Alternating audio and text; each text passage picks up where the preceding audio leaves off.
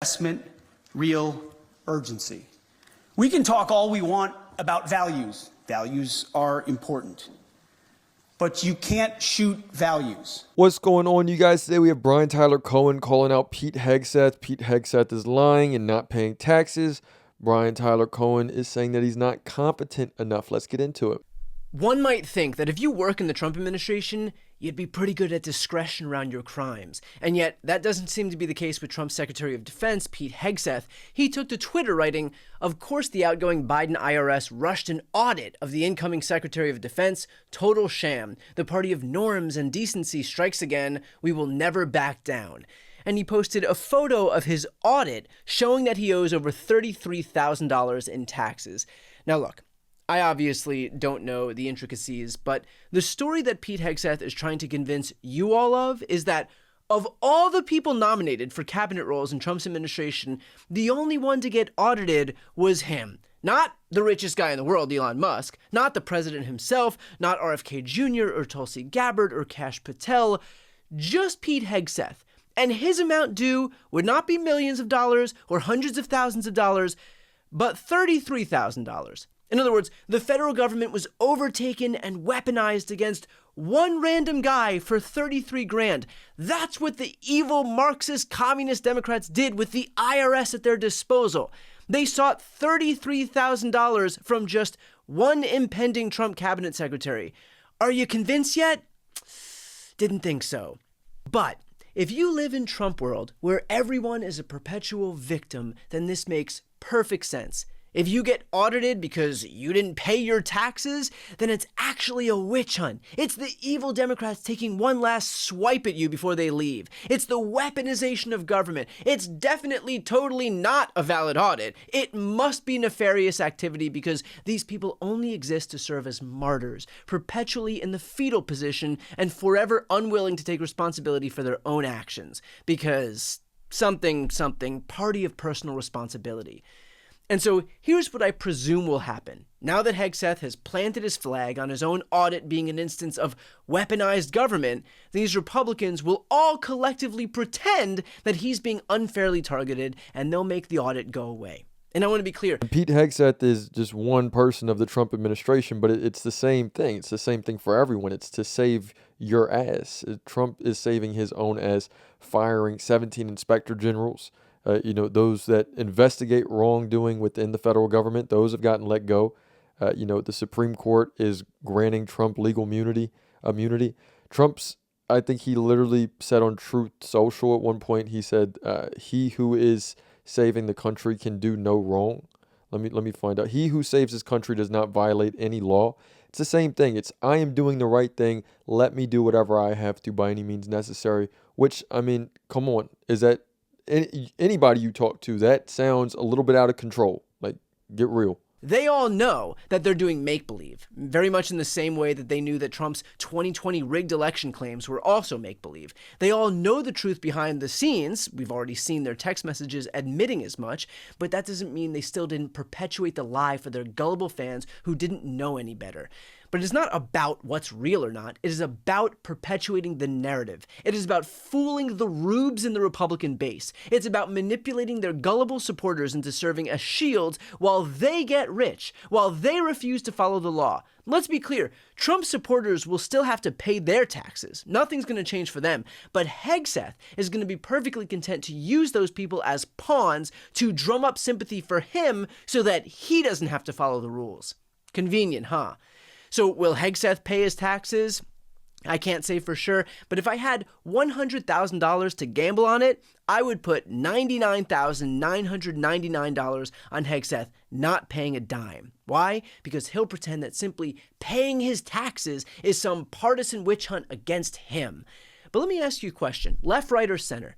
You realize that if he simply got caught cheating on his taxes, that's money out of your pockets, right? Out of all of our pockets, right? That's less money funding programs that you all use, whether it's funding for states, for law enforcement, for our military, for healthcare, for cancer research, for education, money that would pay down the debt, which Republicans pretend to care about. Hegseth is trying to curry sympathy from people who follow the law so that he doesn't have to follow the law. He needs the rubes to defend him so that he doesn't have to play by the same rules as those very rubes. And it's not just Hegseth, by the way. There is a reason that Elon and Doge are going after the IRS right now. The IRS is now laying off thousands of workers. And keep in mind, Republicans will pretend that the IRS agents are there to audit all Americans. Not true in the slightest. You want to know what the extra funding for the IRS from the Inflation Reduction Act actually went to? Thanks to the Inflation Reduction Act resources, the IRS delivered dramatically improved services in filing season 2023. The IRS achieved 87% level of service, exceeding Secretary of Treasury Janet. And we have Elon Musk we have his entire agenda, his angle with this as well. I mean, we can see that the firing of all of these federal employees, we have 9,500 federal workers so far laid off. Fired, and then we have the other 75,000 accepting buyout agreement, and this is just so far. This is to replace them with loyalists to Trump. This is what it's all about, is to get him with like the least amount of friction possible so that he can do whatever the hell he wants to. Same way Pete Hegseth is saying, hey, look, I just got to do what I got to do. Just cut me some slack here. I'm trying to save the country. Are you really? Musk, same thing, a part of the same system. And what he's doing, he is getting access to the classified data, to the IRS data. It includes millions of tax returns. This includes Social Securities, all these other things. And he is, this is all speculation, but he is wanting to turn X, his Twitter, his new app that he bought, into the Everything app. He's launching X Money. It's an add-on to the app to where, it's almost like a Venmo. He's getting access to all of this information to help him run his company better, right? He is able to literally just see how much people owe, what's going on, properties they own. It's too much into it, but it's not about what's right and what's wrong. It's about what can help us get done whatever we achieve. We want to achieve something, and we're going to save the country. You guys can help us by just turning the other way and watch as we get rid of everybody and just fill it with loyalists, fill it with yes men to help us run this country into the freaking ground even more. Janet Yellen's goal of 85%. The agency also answered 2 million more calls through line assistance, cut phone wait times to 4 minutes from 27 minutes, served 100,000 more taxpayers in person, digitized 80 times more returns than in 2022 through the adoption of new scanning technology, cleared the backlog of unprocessed 2022 individual tax returns with no errors, launched 2 new digital tools, and enabled a new direct deposit refund option. This marks a vast improvement over 2022 when, due to a lack of resources, the IRS hit just 15% level of service to taxpayers and millions of refunds were delayed for months. That right there is what funding to the IRS actually does.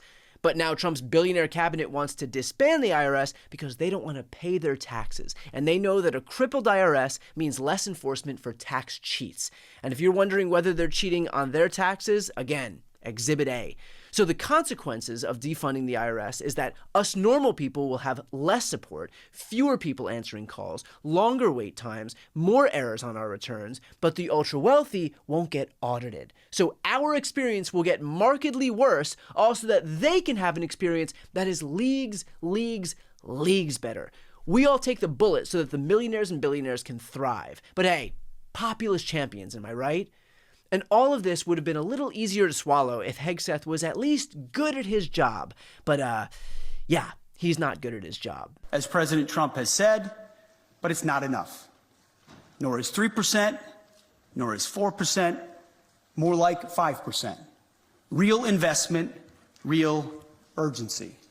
We can talk all we want about values. Values are important.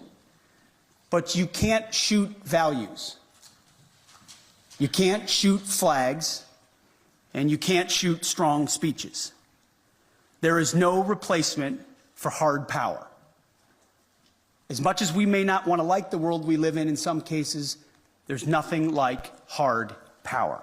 But you can't shoot values. It's like they made a Facebook comment section a person and gave him a security clearance.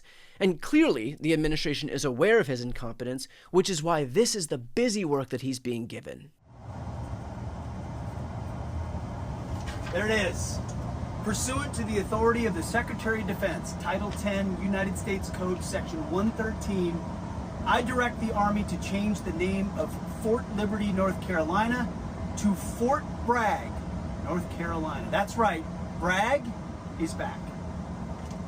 That is what they've got this guy doing. Hegseth was relegated to cooking up Fox News culture war fodder as defense secretary, while the competent adults actually run the military, which, to their credit, is a better plan than actually letting Hegseth do anything of consequence. So right here, it's clear. It's the, we want to cut back on spending. We want to check the books, make sure everything's going good.